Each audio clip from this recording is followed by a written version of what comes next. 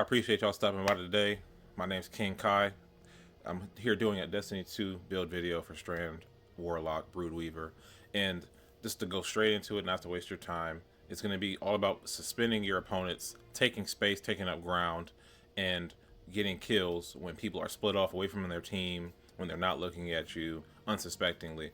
And also being able to use some of your skills and abilities to be able to disengage, get away from enemies, and getting to a safe space and being able to get back to your team. But getting straight into it, the most important thing I would say is going to be your exotic armor piece, Deimos of Fusion.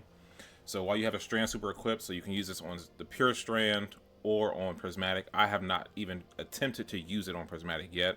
So when I do figure out how that works or how that feels, I'll give an update. But for right now, I will say that it doesn't quite work, and I'll explain why later on. But you can use it with a Strand Super. When you cast your Rift, anybody standing in the radius of your Rift and about a meter or so past it, they'll be suspended. Long story short, when they are suspended, they're going to take tick damage over time. I can't remember exactly how much it is. When all those different ticks are going to be giving you back health, so they're going to be losing health, you're going to be gaining it. When they break free from being suspended, they're also going to take a much more damage when they break free from being suspended. And when you defeat targets that are suspended, you're going to get health back. So that's the whole idea. You heal enemies, they get hurt, you get healed. When you kill them, you're going to get healed even more whenever you cast your Rift. This exotic armor piece works hand in hand with this aspect. In my personal opinion, I do not believe that you can run this in PvP without running this aspect. I believe that it completely changes the entire build, however you choose to do it. Because with using Weave Walk, you're able to get into engagements without being killed if you play it well, and you're able to suspend enemies. Also, you're going to see in some of the clips that I have, enemies that are smart, they're going to get away from you. They're going to back up, they're going to be jumping backwards so that they don't get suspended. And there's going to be quite a few times where I actually end up dying as I'm learning how to use the build properly. But even with that being the case, as they're backing up and they're trying to get away from you because they know that that's what you're attempting to do, you're able to take up that more of that space, you're able to take cover and take more map control because of them being fully aware, hey, I have to get away from this guy, I'm going to get suspended. Weave Walk is probably the main aspect for PvP. The others are good, but this is the one that makes, I would say, Broodweaver playable in PvP consistently. But you do your air dodge similar to Icarus Dash, and you're going to go nigh invincible. You can still fully die. People act as though you cannot die in Weave Walk. If you have a team of 3 all shooting you, you're gonna die. If you're just standing out in the open, they're gonna kill you. If you have one person that's just shooting you, you have a very good chance of surviving, but they still can kill you. The biggest issue that I see with people that are fighting against Weave Walk Warlocks is that they're just emptying all of their ammo and all their resources trying to kill them when they sometimes can just let them leave or get their teammates to come shoot them with you. But nonetheless, you do your air dodge, you get damage resistance, you're able to very quickly move as you're entering it, and as you're exiting it, you're going to be able to move very quickly. So if you want to use it as a means to get to point very quickly, you can do that. As a means to break away from combat and to get somewhere safely, you can do that. You're going to be able to Weave Walk, skate a lot faster than they can run. Mind you also that your health regenerates a lot slower while you also are in Weave Walk. So there's the checks and balances of it. While you're not taking that much damage, your health isn't going to come back as quickly as it does when you're not in the weave. It'll almost pause it very briefly, and as soon as you exit, there's a lot of times where it'll come back almost instantaneously. But while you're running Weave Walk as well, you're going to be generating perch threadlings on your body, and then when you drop your Rift, because of this aspect, you're going to deploy all of those. So the helmet and these two aspects, I believe, are the best ways to run it in PvP. I currently haven't seen ways that Mindspawn or the Wanderer really benefit the build that much. In my personal opinion, other people may in the comments correct me and kind of show me some of the ways that they do it. I haven't noticed that yet. I would say Weaver's Call is also mandatory because you're going to be popping your Rift with the helmet.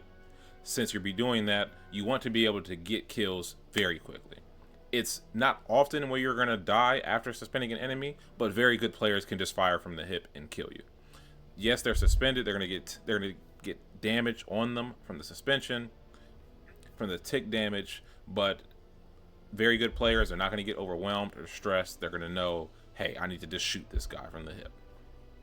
But with Weaver's Call combined with the threadlings from Weave Walk, there's oftentimes you can drop about 8 threadlings at a time on somebody, which just turns you into just a suicide bomber. Just being able to, I don't even know if I can say that without being demonetized, but you can just drop a bomb on your enemies and get a kill on at least one person, if not two. Also, because of the fact that they are suspended, they're going to turn into a tangle after they die. So if there are 2 enemies or 3 enemies, you may be able to wipe a team or to get a 2v1, depending on how you play it, between the tangle detonation, the threadling damage from all 8 threadlings, and the suspension tick damage oftentimes can get you some pretty good team wipes as well. Just don't count on it. You still want to be able to shoot your guns at them. As soon as you're popping your rift, the threadlings will go out.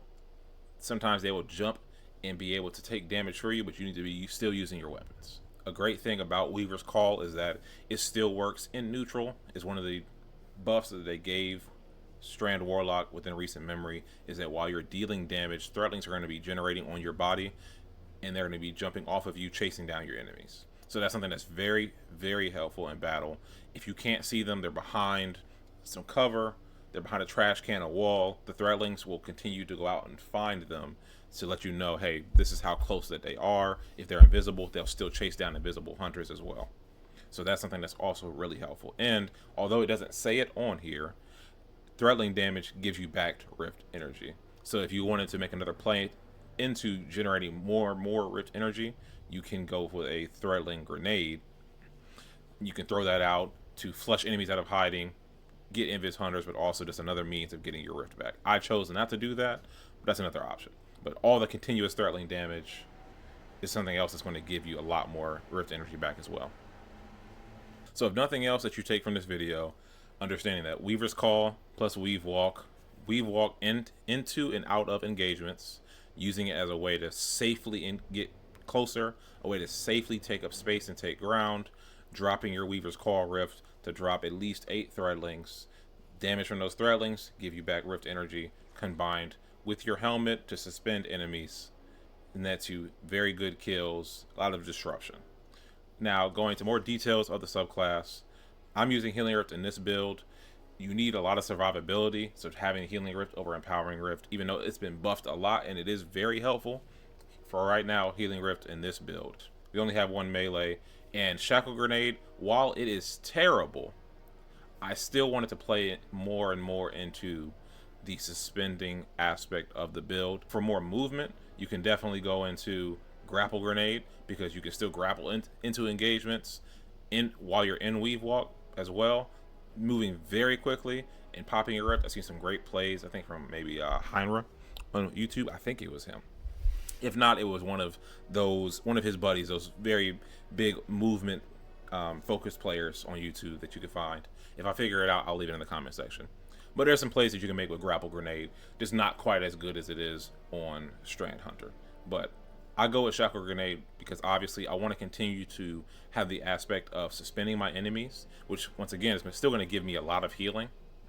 But after practicing with Shackle Grenade and just being forced to use it, because there have been a couple times where I did want to take it off, but one of the things about PvP is that sometimes you have to force yourself into trying to get better at something. But when you know that enemies are chasing you down, trying to press you, Shackle Grenade can net you a couple good plays on suspending 1, 2, or 3 enemies, at least for a little while, so that you can continue to get away, you can get a kill in.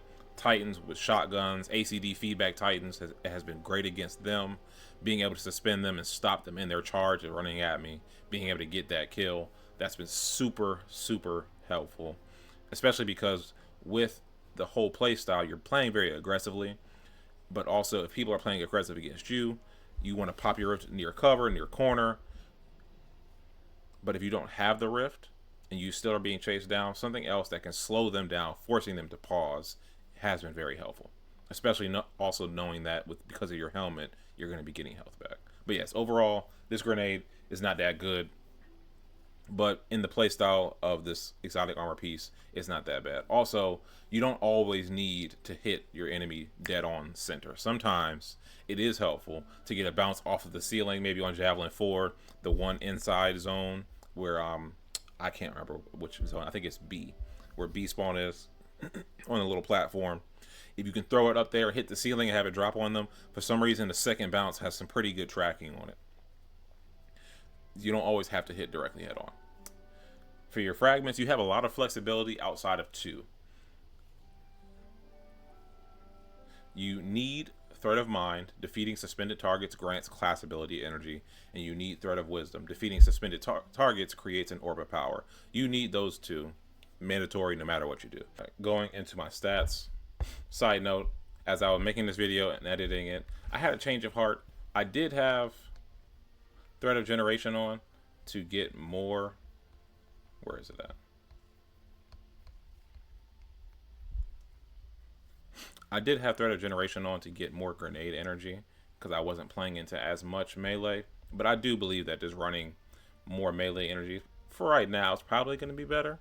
But it's a toss-up. You can run this one for a +10 melee, and for the occasional unraveling rounds is really not ever going to pop up, because you really should not ever use your melees to get kills. They should really only exist to get your weave walk access, but there are some times where it does come into play. If an enemy is one shot, the needles do travel very far. If somebody's running at you and you don't have shotgun ammo or fusion rifle ammo, there are some plays where it can save your life, but usually you're going to just want to use a sidearm, SMG, whatever you have, close range. Use your shackle grenade to suspend them. Use your rift to suspend them, whatever. These are really only for that aspect. But again, you can use this evolution to get more threatening damage. You can use isolation, also a very good fragment to do some severing as well. Depends on what you want to do. For this build, I don't see a need to go below 130, 140 health. At least 100 health in all PvP if you're trying to do well. If you're trying to go for Platinum, Adept, Ascendant, and Comp. If you're trying to go for 7 wins flawless. A lot of players do go to 200. I personally, maybe I'm just not sweaty enough, or I'm just not elite or good enough. I don't know. Could be. But I don't see the need to go to quite to 200. I feel like you have diminishing returns after you get to 170. But for some people, they're doing carries, all kinds of stuff. It pops up more often for them. 160 is where I've landed. I've landed at 150 before. But I want to be able to have higher melee, high class, and 90 super. From all the creators that I've watched, listened to in comment sections, how it has been explained to me as far as the stats go, 70 is exactly where our old 100 was before Edge of Fate. If you are a new or returning player, 70 stat is previously 100. That is the best that you're going to get when it comes to the cooldown on your ability. Once you start getting past that, such as my melee, for example, I might improve by a second, maybe, but between 70 and 100, so 80, 90 to 100, it improves how much chunk ability energy you're going to get back. So for example, to make it make sense for you, this mod here, I get class ability energy whenever I cause damage with a grenade. So whenever I use my shackle grenade and I throw it at somebody and I suspend them, they're going to take damage from the grenade itself. They're going to take damage from the tick damage as well. So that all that energy is going to be giving me class ability energy. If I was just at 70, I would get less class ability energy refunded than where I am currently, which is 90. Another example on your bond or your class item. Whenever I use my class ability, it's going to reduce the cooldown of my grenade. So whenever I drop my rift, my grenade right now comes back at 1 minute and 16 seconds. Every time I pop my rift anywhere, it's going to go from 1 minute and 16 seconds. It'll shave off 2 seconds, just as an example. But because I'm at 70, I'm not going to get larger chunks. If I was at 100 grenade, I would get bigger chunks. So it might go from 1 minute and 16 seconds down to 1 minute and 13 seconds or 1 minute and 12 seconds. It's shaving 4 seconds off. I'm just throwing out numbers to you. You'd have to really sit down and test it, and I have not, and I will not do that for you. I'm sorry. But yes, you're going to get more and more chunks of ability energy back. Because these things are not very specific, it's telling you it's just going to return energy, reduce the cooldown. You control how much it is reduced. You control how much energy you get back based on if you're building past 70 going to 100. That's something that they should probably explain in games somewhere, in a tutorial somewhere, but hey, that's why we have guides and stuff like that. 70 is already 100% based on how it was before Edge of Fate, like the max cooldown that you can get. As I go from 70 to 80, 80 to 90, 90 to 100, I'm getting even higher percentages. A sweet spot, as you can see, for a lot of my abilities, based on what I've researched, is 90 super. Between 90 and 100 super, you're not getting that much of a difference. If you really want to use your super, you're going to have to get to 90, and if not 80 at the bare minimum. You can work around it in other mod ways, as I can show you later. But 90 for super at a minimum. I have 160 health. You really need your melee ability to come back fast. A beneficial thing about Broodweaver, though, is that you have 3 charges of your Arcane Needle. The more charges that you have, the more quickly they will come back. So if you have no melee energy, it's completely transparent, it's completely gone, it's going to come back pretty slow. I.e. the minute 16-second cooldown. If you have 1, that second charge will come back faster. It'll come back in less than a minute. If you have 2 charges, it'll take you about between 20 and 30 seconds to get back your third charge. So for this reason, I personally, 43 seconds. I'm looking at my grenade charge. I personally don't go below 1 charge ever unless I am just in dire need. My teammates are alive, but I did a bad push and now I'm by myself. I need to get back to them quick. There's a super out in the field and I want to be able to weave walk skate to get away from it. So I'm going to stay in this period of invulnerability to get away. That's the only time that I'm really going to go against that advice and just drain all of my melee energy. There are some times where if it's a 3v1, it's better just to do not use any of your utility, try to get a kill with strictly gunplay, or go out and end the round quickly so that you don't get them more super if you're playing in trials. Or if you're playing in comp, your other teammates have died, either backtrack to where they're going to spawn, or die quickly so that you can then revive with them so that you're not staggered and just going in a single file line, dying 3v2 or 3v1. So that's more of a mindset state to going into PvP rather than this build specifically, but it does play into the weave walk aspect. Do not get overconfident. There's plenty of times I've gotten overconfident, overstepped, and died because I felt like, hey, I can get this 3v1 off. There's a lot of times where it's just not worth it, bro. Just let it go. So that covers everything. Like I said, class ability, weapon stat does not matter here. Some people want to have a minimum of a weapon stat because it does increase your reload speed and handling speed to make your weapons feel more snappy and responsive. I personally like weapons that have higher reload and higher handling because I hate clunky, slow weapons, but I've fixed that in other ways. Going to my mods, I run a Dynamo mod because once again, you're going to be suspending enemies a lot. If I wanted to drop my super energy down to 80, I could, I would still get very similar super returns, super cooldowns as long as I'm getting kills because I'm running Dynamo. I could run 2 Dynamos and get my super very quickly as well. Or 3 is not really necessary. You get very diminished returns after 2, but it's up to you. But Dynamo is a great mod. You don't have to run it, but because you're suspending your enemies, the distance that you need, that 6 meters that we talked about earlier at the very beginning, that plays directly into this mod here. I run targeting mods for whatever my primary weapons are. These change depending on if I'm using a different type of weapon, but I do like to use weapons that match my subclass, but you don't have to. I use some armor mods to just feed my abilities back into each other. I'd never run one that has to do with me using melee energy because I'm not using my melees on anything. Loaders, unflinching, your ammo generation. If I wanted to take off one of these and use a special ammo finder, which I may end up doing since we're talking about it, I don't have enough room, so I'm not. That's why I don't. But you can run either one of these, and these now work in PvP. They help with your special ammo meter. On my boots, I was a weapon surge mod. This helps them with the TTK, my SMG, my auto rifle. Gives me a little bit more distance on my hand cannon, etc. This depends on what you're running. Whenever I pick up Orbit Power, I get a chunk of health back. I don't like to run the Better Already boot mod because I feel as though that this health regeneration gets interrupted if you take damage. But if I'm in the heat of battle and I'm taking shots, a chunk of health which because my health stat is so high, I believe I get a full 70 HP back, is better because that's a full shot from a hand cannon, or almost as much as a 120 hand cannon, excuse me, by using recuperation. And then I use insulation just to bring my class ability cooldown a little bit more. If you wanted to, you could also use enhanced athletics. Depends on what you want to do. Swap that surge out for enhanced athletics. For this build, also, when it comes to your mods, a mandatory Reaper. When I say mandatory, of course you can do whatever you want to do. That doesn't mean that it's a good idea.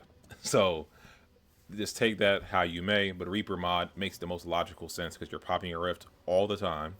If you can suspend an enemy with your rift and then get the kill with the weapons, a lot of times your threatlings will steal kills from you. But if you do get the kill with your actual weapons, you're going to create an orb of power from your fragments. You're going to create an orb of power from the Reaper mod, and you're going to get class ability energy from your fragments as well.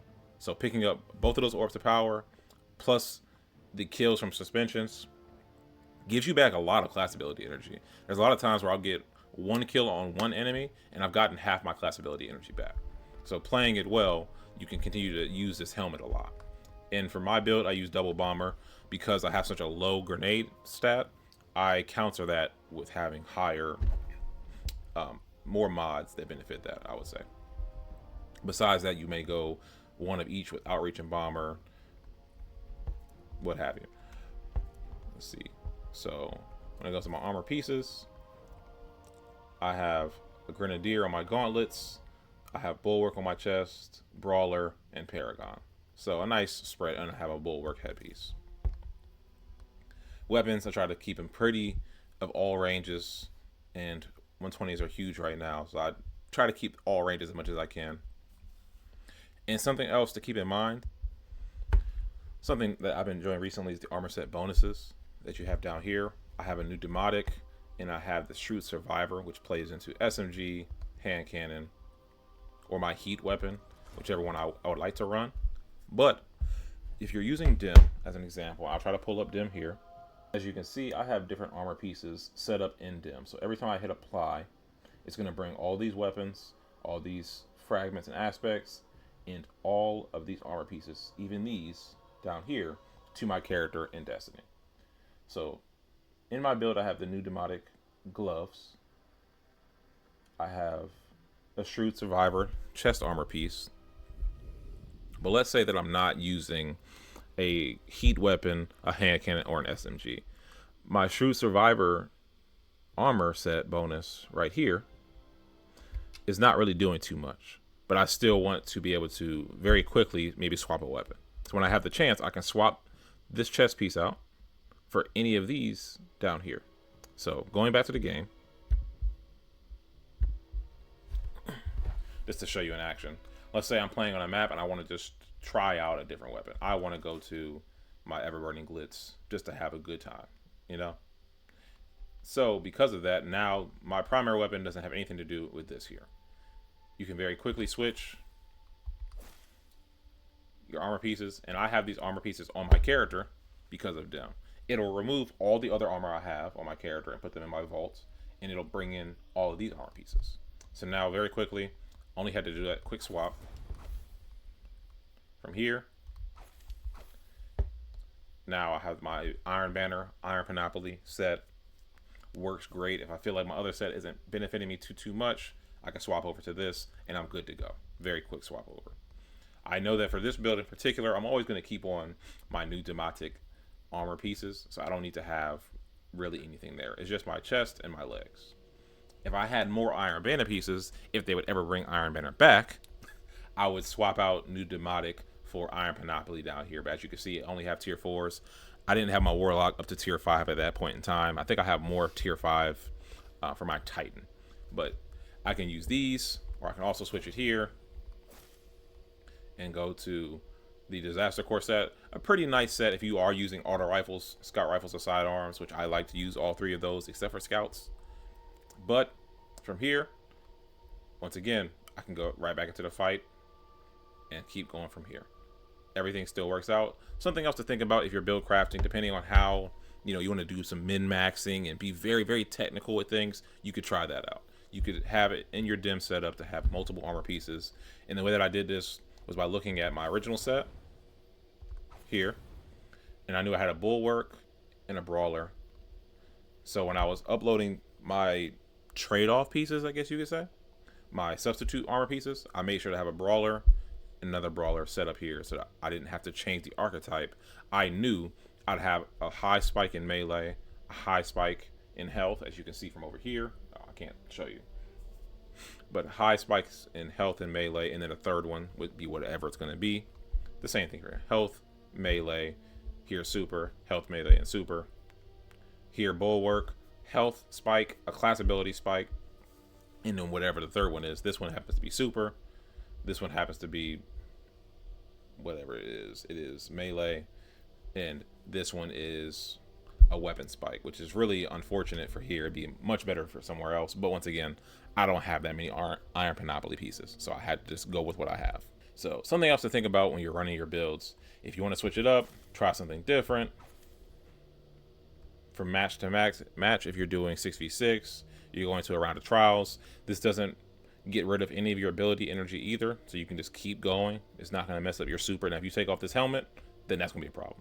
If you switch from this special ammo weapon to a primary weapon like that, you're losing your ability energy.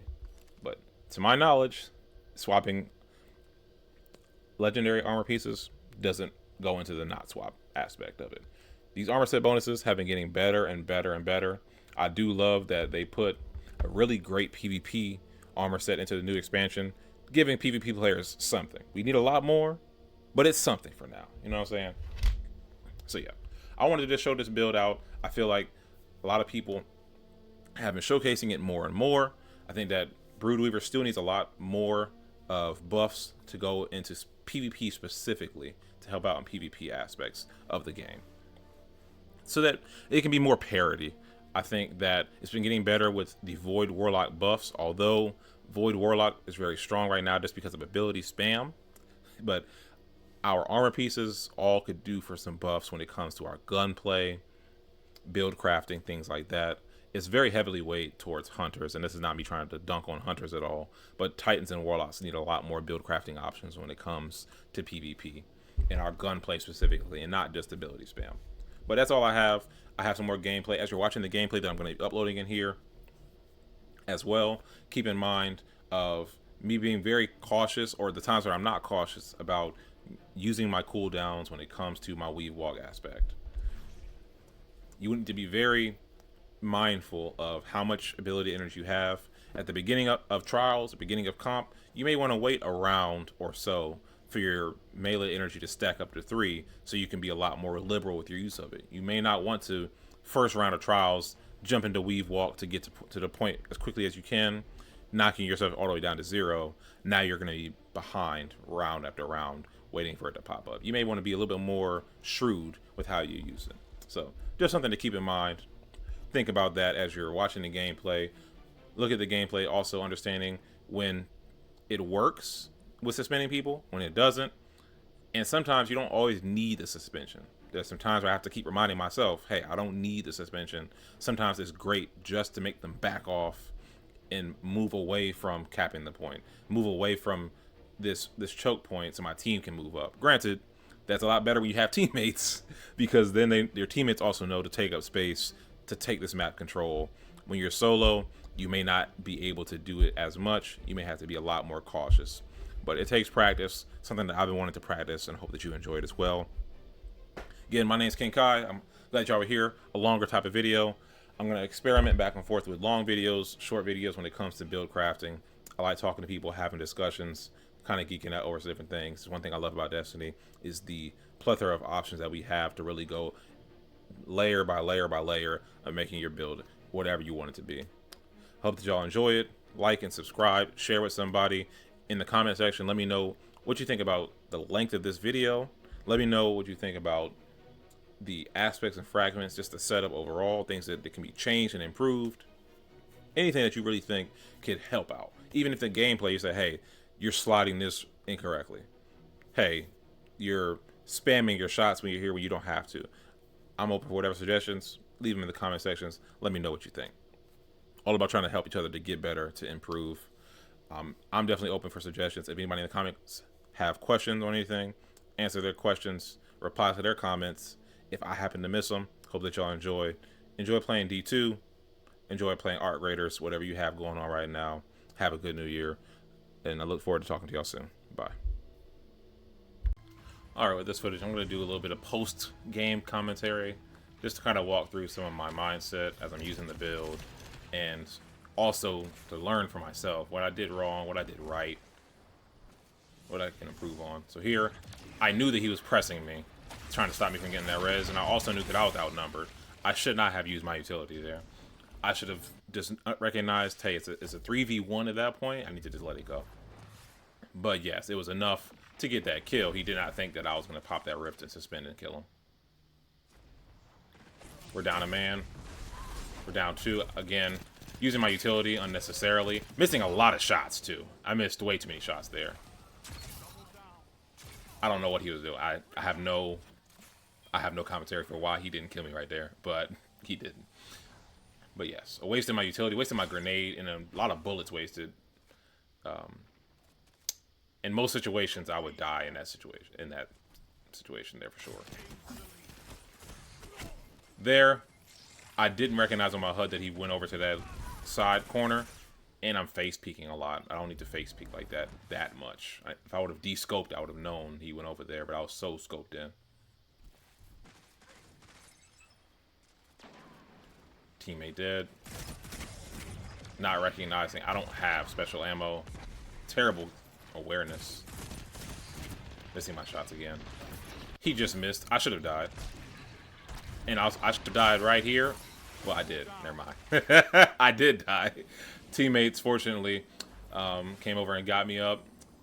A good thing about Weave Walk is in a situation like that in comp, I can stall the cap a long time. That was a death that I was okay with. I knew that if I jumped up there, they would focus on shooting me rather than pushing my teammates. Some people aren't thinking that way. They definitely should have just pushed past me and stopped the cap. But yeah, right now, I'm demonstrating a lot of poor spatial awareness and game awareness when using my utility. This is a good flank by me, getting another angle. Another use of Weave Walk that you should really keep in mind is that when you're low health or you're peeking, it's, use it like a hunter dodge. Hunters roll, as soon as they get a lick of damage, you can spit on a hunter and they're going to just roll into cover. Use your Weave Walk the same way. Right now, I'm trying to just keep them off of my teammates and being as much of a distraction as possible. I could be a little bit more aggressive, but at this point, my teammates have shown me that I can trust them to a decent amount. They've been dying a decent amount too, but crazy radius on that Scorch. They trust me enough that I know that they're going to play OBJ, and that's what I care about. I saw him running away, but I know he's not that far away. I'm going to pop it right there. He's going to die from the Threadlings or me. My teammate got the other kill because he was weak. He's giving up. That guy, yeah, he's giving up because we only need 3 more points. He doesn't believe in his teammates. But on that pop at the corner, I knew to not overextend, but I knew that he and his teammate were not far away. Getting my health back. I died in the same spot to that corner, so I'm keeping it. Yep, there he is.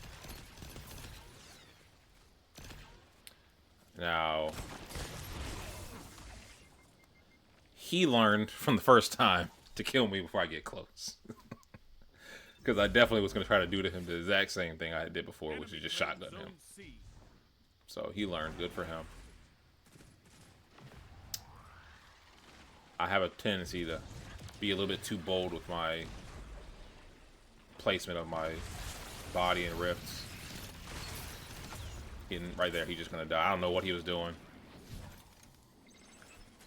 I don't have a good explanation for it. Again, lost track of where his teammates were. I struggle with that sometimes for myself, of knowing when to grab heavy, just go straight forward, when to kind of, thin the herd a little bit. Fortunately, my teammates got heavy.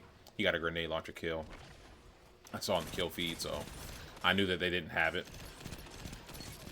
He's, once again, giving up on his teammates, even though I think that was the Titan I killed the very first time. Don't bag your teammates, man. It's real toxic. Man. Don't do that. Don't bag your teammates. Now, you can bag your enemies. It is what it is. Yeah, that happens. You start bagging your teammates, and nah, that's not cool, man. So, excuse me if that's toxic on my behalf, but I hate people seeing people be bad teammates. Rage, complain, but don't be toxic. The game is almost over, and I knew that they were out there. I can't believe he wiped us on that. That is disgusting. But yes, I was trying to keep them away from the point for as long as I could. They're going to get this cap, though. Tried a little angle right here, but not quite enough. Not quite enough. Game designers knew. A little bit of airborne effectiveness. I know that I can get him right here. And right there. I didn't get the suspension, but I got him to back up, and I got him to jump, and that's what I wanted. I wanted him off that corner and out of his rift. Even if he was in his rift, I was still going to kill him if he didn't move. So, he had to pick his poison. He had to either stay in his rift and get suspended, and my damage is going to mitigate the healing from his rift. Or he's going to have to back up and leave his rift. That's what I was going for. I just don't want him to press my teammates. Our thirdling's going to go out and keep him low. He's running away. I just wanted to keep him away from my teammates as much as possible. On this play, if I could talk to my teammates, I would tell them to not engage with that Titan and to let me take that fight. Reason being, he has special in heavy. If he shoots that rocket, both rockets, he's not going to kill me. Here, distraction, trying to contest the zone for my teammates to get up. And really, I was trying to bait out his heavy. He used one on me and missed. He used the second one and also missed, but I wanted him to shoot both so that he could not kill my teammates with it. That's what I was trying to do. I just went into my weave walk too late. I should have popped the weave walk just like that, behind cover. There, I got the whole team suspension. Still capping point. Excuse me, contesting point capture. They realistically, and no disrespect to any of these players, I'm not trying to be that guy because I'm not that great. As you can see, there's a lot of mistakes that I'm making.